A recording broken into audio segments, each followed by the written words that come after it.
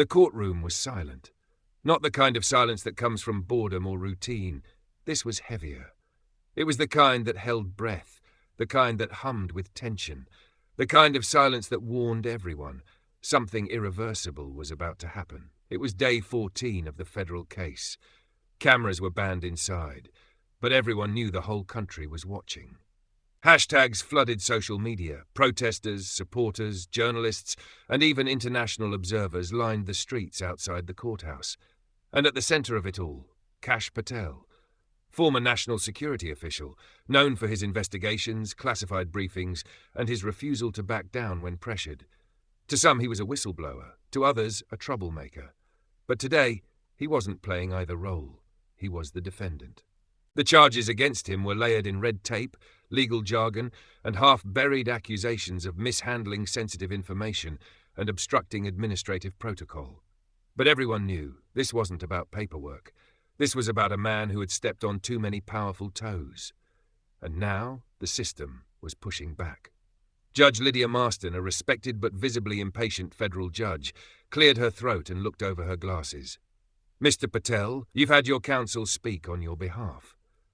The government has concluded its closing argument. But before this court deliberates further, you are entitled to speak. Final words. Do you have anything to say?" Whispers floated across the benches like smoke. Everyone leaned forward. Kash stood slowly. His navy suit was crisp, but it looked like it had been worn through a war. His face was calm, composed. But behind his eyes, something stirred. He didn't look at the judge. Not yet. He turned to the gallery first, veterans, activists, journalists, and ordinary citizens who had come to witness whatever this moment would become. Then he turned back to the bench. "I do," he said. The judge raised an eyebrow. "You have 5 minutes." Kash nodded once. He stepped toward the microphone. Then, without opening a note, without looking down, he began to speak. "You've asked me for final words, but what you're really asking is if I'll regret telling the truth." The courtroom didn't move. Not yet. But they would. Because what Kash was about to say next wouldn't just be final words. It would become a line etched into history. Kash Patel's voice carried without effort. Not loud, not dramatic, but anchored. Every word felt sharpened by principle, like it had been tested by time and heat before making it into the courtroom. "You say I disrupted systems, that I bypassed procedure, that I created chaos." He looked directly at the judge now, not with defiance, but clarity. "But what you call chaos, I call sunlight." The audience shifted. Even seasoned reporters used to courtroom drama began lifting their phones, breaking the no-recording rule, quietly risking consequences for the chance to capture history in real time. The prosecutor squirmed in his seat. Judge Marston narrowed her eyes. "For years," Kash continued, "I sat in rooms where power decided what the public didn't deserve to know. I saw memos rewritten, evidence hidden, names erased, and when I asked questions I was told, 'That's above your pay grade.'" His eyes scanned the room. "Let me be clear, my pay grade is not the issue. Your trust is." That line drew a few audible gasps. "You want to prosecute me for moving documents, for leaking dates, for challenging timelines, but this trial was never about documents. It's about deterrence. You want people like me to watch this and think, better to stay quiet." Kash turned slightly toward the audience. "To the next young analyst in some windowless room who discovers what they weren't supposed to, they're supposed to see me and think, 'Sit down, shut up, don't become a target.'" His voice dropped an octave. "But I'm not your warning. I'm your proof." The room went absolutely still. Proof that one person, armed only with facts and a spine, can make powerful people nervous. Now even the judge wasn't interrupting. She was watching, listening. Not as an authority figure, but as a witness. Kash stepped back from the mic for a moment, took a deep breath and looked toward the back of the courtroom, where his parents sat, hands clasped tightly together. Then he looked back to the bench. "You asked for final words," he paused, "but some words aren't meant to be final." And in that second, everyone in the room, friend and foe alike, understood. This was no defense. This was a legacy. The tension inside the courtroom was now suffocating. No one coughed. No one whispered. No one shifted in their seat. The weight of Kash Patel's words had turned the federal hearing chamber into a cathedral of consequence. "Some words," he repeated, "aren't meant to be final. They're meant to echo." Kash took a step closer to the bench. When I came into government, I took an oath, not to a supervisor, not to a paycheck, not to an approval rating. I took an oath to the Constitution. He turned his head slightly, scanning the room again, locking eyes with every camera lens, real or imagined. And let me say this clearly, you don't serve the Constitution by hiding behind it. You serve it by standing in front of it, especially when it's under attack. Judge Marston leaned back. For the first time in the entire trial, her gavel hand rested flat. The tension in her posture had faded, replaced with something closer to respect, or fear, or both. I didn't reveal secrets to go viral, Kash continued. I revealed truths because the system kept calling them secrets just to stay safe from accountability. You say I damaged trust in institutions, but what you really mean is that I exposed how fragile that trust was to begin with. The lead prosecutor shifted uncomfortably again. If the truth can dismantle a lie, that's not treason. That's justice. If a system collapses because someone told the public what was really going on, that system didn't deserve to survive. The gallery began to stir. A few clapped, cautiously. Others stood silently, their eyes wide. Kash raised his voice slightly, not shouting, but lifting his tone like someone walking uphill with nothing but purpose. And let's stop pretending this trial was about legalities. It was about a message to people who ask questions, who refuse silence, who dare to walk into locked rooms and turn on the lights. He leaned back toward the mic. Well, I heard the message. Then he looked up again, square into the judge's eyes. And now here's mine. You don't need permission to speak the truth. You just need the courage to survive what happens after. That line hit like a grenade. The audience erupted into full applause, now too powerful, too overwhelming to silence. Security began stepping forward, unsure whether to calm the room or join the reaction themselves. And Kash? He stood still. He hadn't raised his voice. He hadn't moved an inch. He had simply told the truth, out loud and without apology. And everyone knew. The trial was over, even if the verdict wasn't in yet. The judge finally lifted her hand, not to gavel the room into silence, but to signal that she wouldn't. She didn't want to. This wasn't an outburst. It was a moment, and she knew better than to interrupt history while it was writing itself. Kash Patel adjusted the microphone slightly, not to dominate, but to finish what he came to say. I've worked alongside generals, analysts, operatives, and diplomats. I've seen what courage looks like overseas. He pointed gently to the back row where a young Marine in uniform sat, nodding slowly. But I've also seen what cowardice looks like right here in D.C. Gasps, but no objections. Cowardice is wearing a suit, sitting behind a redacted document and pretending that truth is too dangerous for the public. Cowardice is punishing the person who spoke instead of the one who lied. Kash turned toward the jury box, now vacant but symbolic. And let's be honest, you don't put a man like me on trial because I broke the law. You put me on trial because I broke the narrative. The judge looked up sharply at that, but still, she said nothing. I revealed truths that were never supposed to leave conference rooms and shadow files, because the real threat to power isn't a man with a platform, it's a man who doesn't need one. The audience clapped again, this time longer, louder. A reporter at the back of the gallery whispered into a hot mic, "This is going to be the most quoted courtroom moment in a decade." Kash took a breath. He looked to the ceiling for a moment, not searching for words, but collecting something deeper. Stillness, alignment, memory. I knew what would happen when I released what I knew. I knew the machine would turn on me. But if telling the truth means facing a judge, I'll show up. If it means losing a career, I'll pack my box. If it means being dragged through the mud, I'll walk barefoot. Then came a pause. Not a dramatic pause, a deliberate one. He looked directly at Judge Marston. But what I won't do is apologize for telling the American people what belongs to them. The room exploded again. This time, no one tried to stop it. The clapping wasn't just applause, it was vindication. From the press, from the veterans, from the students in the back row, from the whistleblowers watching online, from the people who had quietly wondered if anyone in government still had a spine. And at the center of it all was Kash. Standing, unshaken, and not finished yet. By now, the courtroom felt less like a federal hearing and more like the birthplace of something bigger, something uncontainable. And Kash Patel, once framed as a reckless insider, now stood as a living contradiction to the narrative that had been carefully built around him. They called me dangerous, Kash continued, but the only thing I endangered was the comfort of people hiding behind secrecy. He paced once, slowly, thoughtfully, never leaving the podium, never raising his voice. I've watched agencies spend more time redacting facts than correcting mistakes. I've seen elected officials wag their fingers about transparency while holding press briefings with scripts. He turned to the gallery. And I've watched Americans be told to sit down, trust the process, and stop asking where their country went. Reporters typed frantically now. Even legacy media couldn't spin fast enough to keep up with the authenticity hitting the room like waves.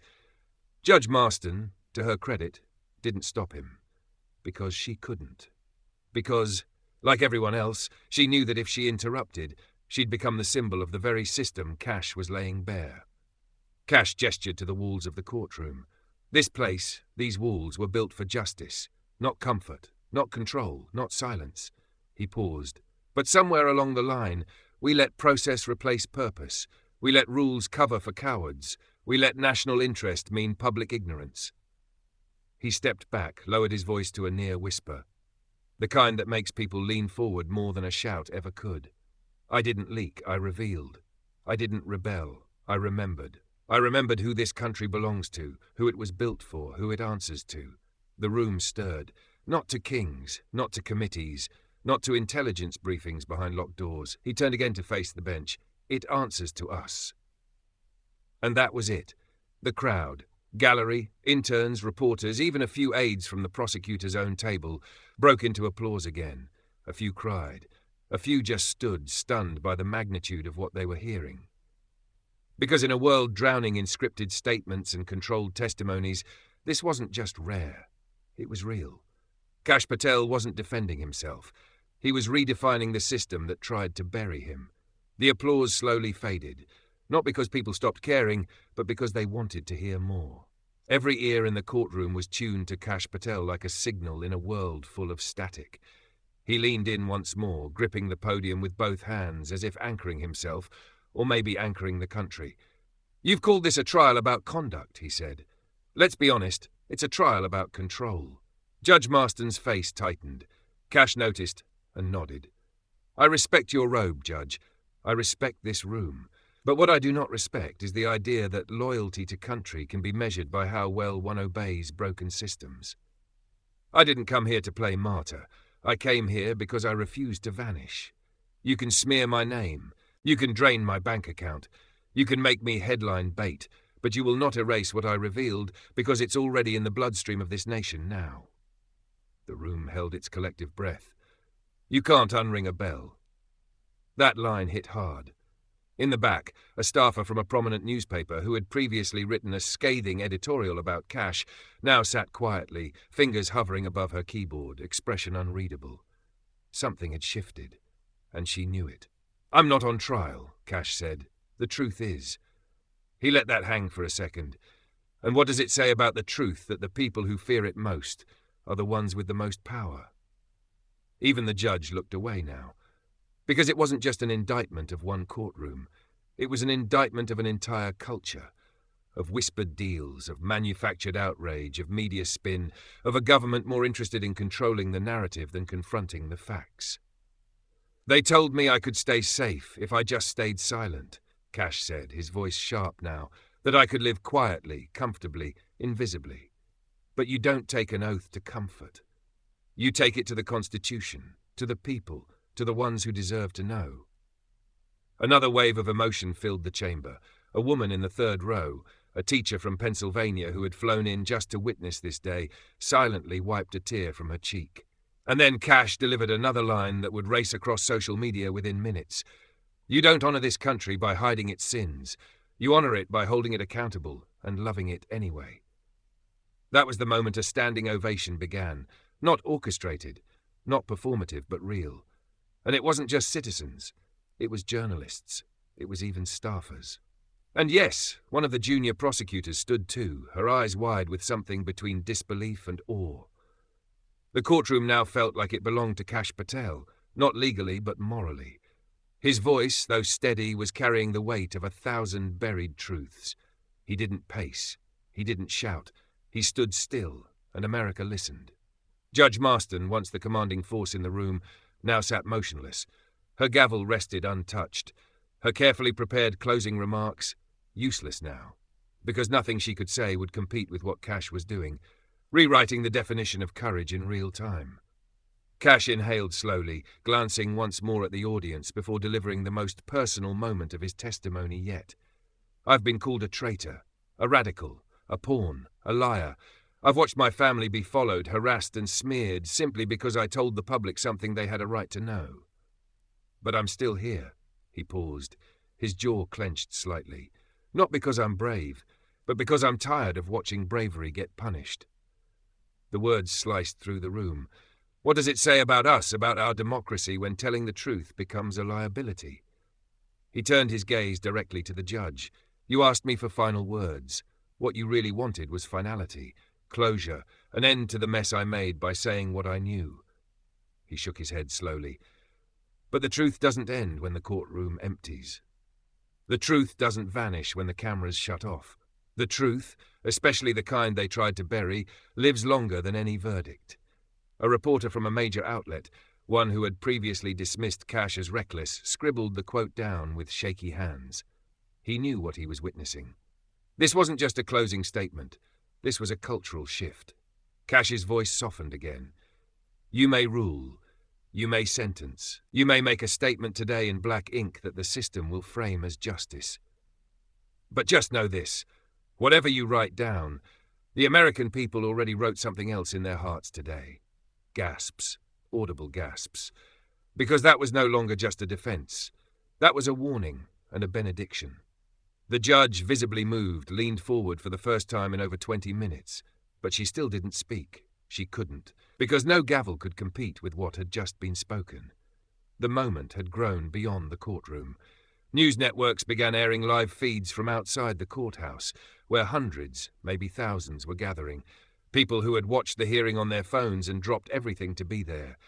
Flags waved, signs appeared. Some held up nothing but a single word, truth. Inside, Kash Patel still stood firm. His posture wasn't defiant, it was resolved. The room, no longer a sterile legal chamber, now resembled something deeper, a reckoning. He looked toward the jury box again, empty, symbolic, but meaningful. You emptied that box, he said, but you can't empty the conscience of a nation. A few in the audience gasped quietly at the force of that line. You can jail a man, he said, but you can't jail what he exposed. You can call it classified. You can call it unauthorized. You can call it inconvenient. He looked directly into the eyes of the prosecution team now. But deep down, you know exactly what it is. It's the truth you didn't want in daylight. The young assistant prosecutor blinked, swallowing hard. Kash stepped closer to the mic, his final moments building toward something no one could name, but everyone could feel. They asked why I didn't go through proper channels. I did. They were locked. I knocked. They ignored. So I opened a window. Laughter rippled softly, nervously, and then turned into applause again. Quick, respectful, but real. You've said I endangered trust, but trust built on lies isn't trust. It's illusion, and America is waking up. He held his silence for just 1 second more. No matter what you do today, that wake-up won't go back to sleep. The judge flinched, not in protest, but in realization. Kash's voice dropped now, not for drama, but intimacy. There's one thing I want every American watching this to remember. Truth does not need a badge. It does not need a title. And it does not need your permission. He paused one last time, then stepped back. And then, with only a few words left, he leaned into the mic and said the line that would be carved into the internet forever, quoted in headlines, etched on posters, shouted at rallies, and remembered in textbooks. They can take my freedom, but they'll never take your right to know why. The courtroom didn't erupt. It stood still, frozen in awe. And when the silence finally broke, it did not come with chaos. It came with applause that built like thunder. The applause didn't stop. Not for 30 seconds. Not for a minute. It built like a wave, a raw, rising sound, not of celebration, but of recognition. This wasn't a courtroom anymore. It was a moment in history. Some clapped through tears, others held their hands over their hearts. Journalists, trained to stay neutral, stood. Cameras caught them. The nation saw it live. And still Kash Patel said nothing more. He didn't raise his arms. He didn't smile. He just stood there, composed, almost reverent, as if the truth he'd spoken didn't belong to him anymore. It belonged to the people now. Outside the courthouse, crowds began chanting in unison, "We know why! We know why!" They weren't just reacting to a quote. They were reclaiming something. Back in the courtroom, Judge Marston finally lifted her gavel. But she didn't bang it. She set it gently on the bench. Her voice, quiet, almost distant, broke the silence. "This court will take a recess." She rose, then she paused. "Patel, your words have been noted." She left the bench, but everyone knew she'd been changed. Byron Donalds posted the clip with just 3 words. "This is courage." Tulsi Gabbard called it the most honest 5 minutes of our generation. Tucker Carlson tweeted, "Kash Patel didn't just speak for himself. He just rewrote what public service is supposed to mean." And in classrooms across the country, the closing minutes of Kash's testimony were being played to students, not for political opinion, but for rhetorical example, for civic fire. At a high school in Iowa, a teacher paused after playing the clip. That, she told her students, is what it looks like when someone refuses to be edited. Online, millions reposted the quote, "They can take my freedom, but they'll never take your right to know why." It was on T-shirts within hours, billboards by the next day. Even people who didn't agree with Kash politically admitted it. Something had cracked, and something had opened. And the system, used to steamrolling inconvenient voices, now faced a bigger problem than a courtroom drama. It faced a country that heard the truth and remembered how to stand. 3 days later, the verdict came. Not guilty, on all major charges. A few procedural slaps on the wrist remained, but the system had already lost. The court could not convict a man whose crime was telling the truth, not when the country had already ruled in his favor. Kash Patel walked out of the courtroom not as a defendant, not as a political figure, but as something rarer, a citizen who refused to kneel before fear. Cameras swarmed him outside, microphones reached from every angle, commentators shouted questions. What's next? Will you run for office? Do you regret anything? He said only this: they tried to put a period on my story. I gave them a comma, and he walked on. No entourage, no press conference, just purpose. The clip of his closing line, "They can take my freedom, but they'll never take your right to know why," crossed 100 million views in a week. It was translated into 32 languages, played in parliaments overseas, quoted by whistleblowers across sectors, teachers, soldiers, doctors, investigative reporters, a quiet army of Americans who had wondered if anyone would ever say what they couldn't. And now they were saying it. Everywhere. You don't need permission to speak the truth. It became a movement, but Kash never tried to lead it. He just stood beside it, like a witness watching a fire he lit with only one spark, one sentence, grow into a nationwide bonfire of courage. A non-profit was launched called the Why Project, dedicated to protecting whistleblowers, truth-tellers and citizen journalists. Its tagline, "They can take your freedom, but not your right to know why." In the months that followed, courts ruled differently. Oversight expanded. Even Congress, slowly, reluctantly, passed a bill mandating full public release of non-security classified documents that had been used to justify executive actions. People called it the Kash Standard. And Kash? He never said, "I told you so." He didn't have to, because sometimes one closing line doesn't end a trial. It begins a movement.